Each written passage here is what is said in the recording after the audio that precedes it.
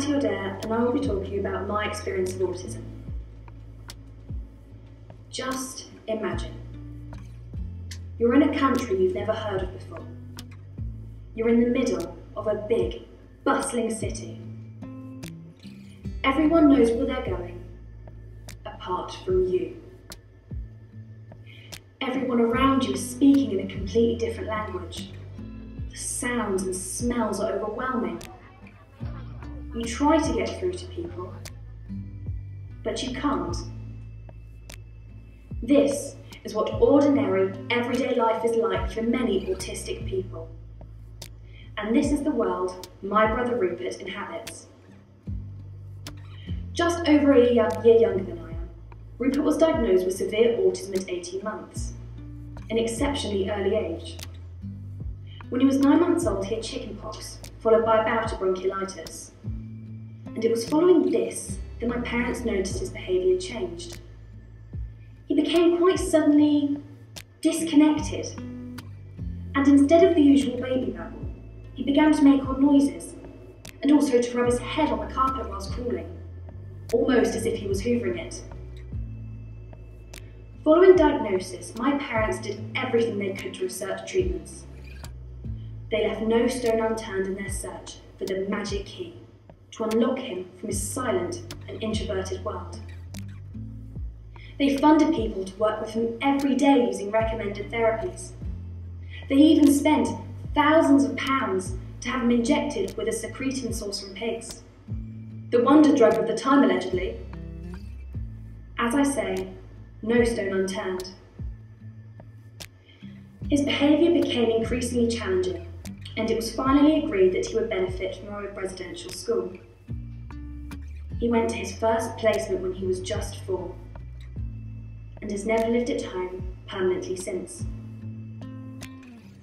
At 15, Rupert cannot speak, has very few communication skills, has severe learning difficulties, and continues to inflict injuries on himself in the most alarming way. Now, how has having a severely autistic sibling affected me, you may be asking? Well, it's very odd to have a brother, but not be able to communicate with him. When I was younger, I used to resent how much he would disrupt our lives and take up so much of my parents' time. He would break my toys, as well as kitchen crockery. So much so that my father once commented he would be very much at home in a Greek restaurant. He'd sometimes be awake all night, screaming and smearing feces on the wall. I would be so embarrassed if he showed me up in front of my friends. As I have matured, my understanding of Rupert and others like him has improved enormously.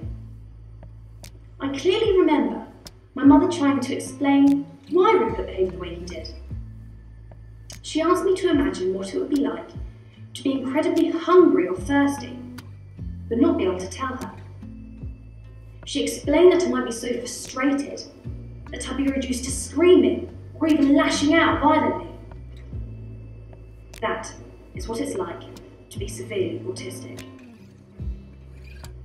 Over the years, there have been several films about autism, the most famous one being Dustin Hoffman's The Rain Man. Brilliant in its way, but not dealing with the full and indeed complex spectrum of autism. Here, the autistic character wins a great deal of money from memorising numbers of cards in a casino. More recently, there was a documentary about a young autistic lad drawing the City of London from memory after being on the London Eye once. Now all this gives autism a rather romantic and rosy glow, implying that it must be associated with genius. I've lost count of the number of people who have asked me what my brother is brilliant at. Believe me, there is no romantic side to autism in its severest form. I feel it would be far more beneficial to make programs that educate people about the raw reality of the condition and to put pressure on the government to fund vital research and provide good quality adult provision. Rupert and others like him will need a lifetime of specialist residential care. Okay, I've said there's no rosy side to my brother's predicament, But that doesn't mean to say there's an uplifting side to our family situation.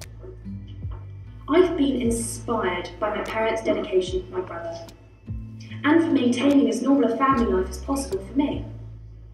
Also, it's wonderful to see the progress Rupert has made.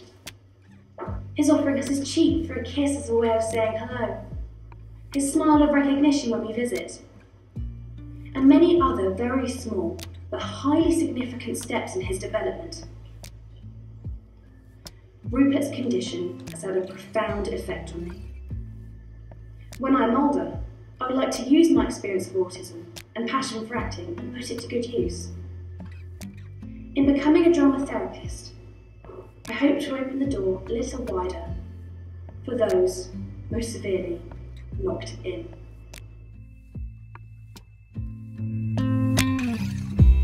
I decided to go out and breathe in the air I was made for. There were 10,000 greys in the sky.